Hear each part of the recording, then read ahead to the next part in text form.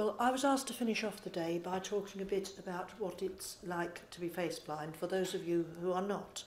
And I'm just hoping that some of you were not there in the morning session, but obviously I can't tell by looking at you. If you have normal face recognition, you will see immediately what is odd about this picture. But do believe me when I say that for anyone seriously face blind, this is just a group of people.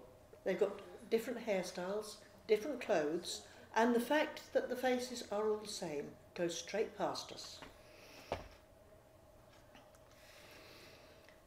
I first discovered that there was such a thing as face blindness through an article in the Times, and I don't know whether there's anyone here today from the press, but the point I wanted to make here is that almost everyone who discovers that they're face blind does it through an article, a programme on radio or television. And we are very grateful to the people who have covered this in the past, and we are very dependent on getting it out through the media with more publicity, because every time there is an article or a programme, there's a new rush of people who want to be diagnosed and tested. And of course, there is plenty of material on the internet, but it's quite difficult to find when, as has been pointed out already, there's not an understanding of what the problem is. We all know we have trouble with people, but it really has to be spelt out that what we can't do is recognise faces. So every time that there's coverage in the media, it helps a new group of people. Prosopagnosia has been around a long time.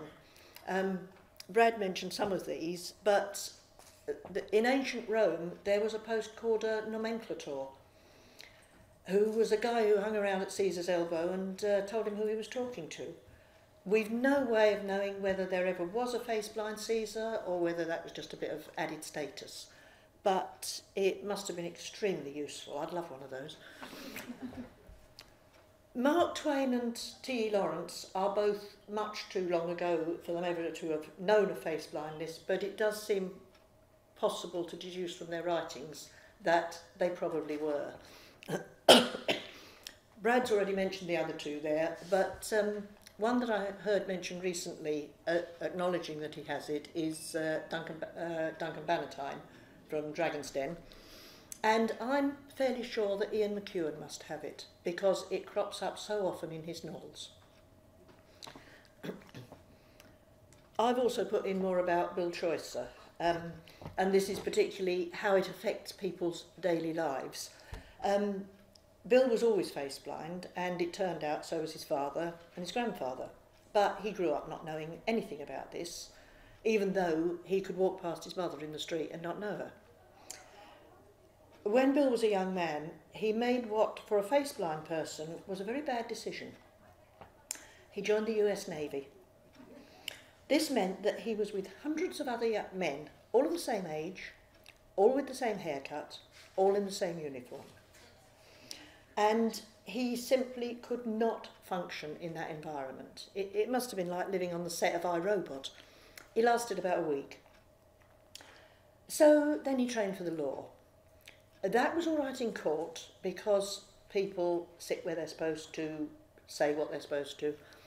But when it came to cutting the judge dead in Main Street when he was off duty, that was not a good career move. So he moved on again, settled on engineering, which was a much better choice because machines don't take offence.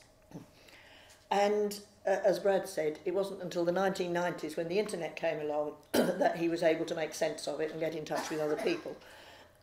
In fact, we have a joke that we were all diagnosed by Yahoo. Because without the internet, I don't think any of this would be happening.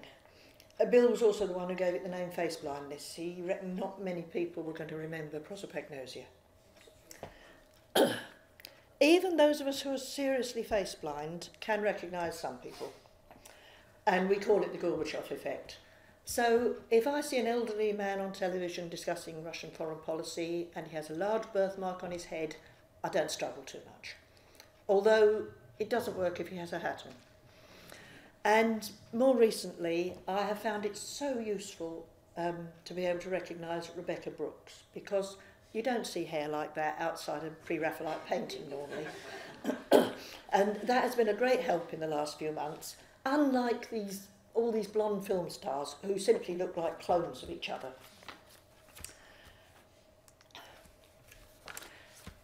One of the classic markers for face blindness is confusing characters in films. It may be obvious to you that the same actor is in both these pictures, but I would only know if I'd read the cast list. As soon as a character changes their clothes or their hairstyle, to me, they become a new character, which does make it very difficult to follow the plot. I was watching a film with my husband recently where a missing twin turns up right at the end of the film. Nobody's seen him since he was a baby. And he walks up the front path and the family's all hanging out of the windows to welcome him. And I'm thinking, this is some sort of filmmaker's device, because his hair was different from his twin, his clothes were quite different. And I said this to my husband. He said, well, they were both played by the same actor.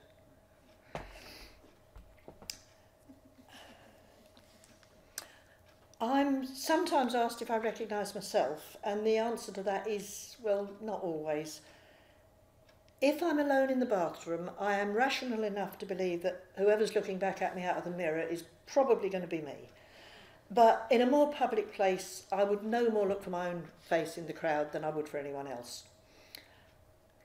I was at a group at the Globe recently, and I thought, first of all, I was looking through an archway. When I realised it was a mirror, I knew that there was no way that I could find myself in that group. I was too far back to be able to look for what I was wearing, and the only way I solved it was to shuffle along the back row and look to see which bit moved in the mirror. That was the only way I could do it. Face blindness at work has its own implications. Some people will decide to keep quiet about it, especially if they've made a success of their career and in spite of the problems they're having. Others may feel it's better to come out and explain all the oddities that have no doubt gone on in the past. A backroom job where you only relate to your colleagues is going to be quite different from a job where you're dealing with the public.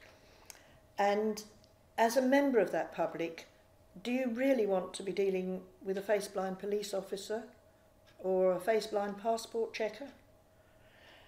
Even someone looking at photo fits will be assumed to have normal face recognition, simply because so few people know that it's something that should be considered. I've put in a few headlines which demonstrate the kind of daily problems that we have. The one at the top, I think it was the same woman. She's very attractive, and she'd arranged to meet her boyfriend in a pub. When she got there, there was a guy sitting at the bar, and she went over and kissed him. He didn't object, but it wasn't her boyfriend.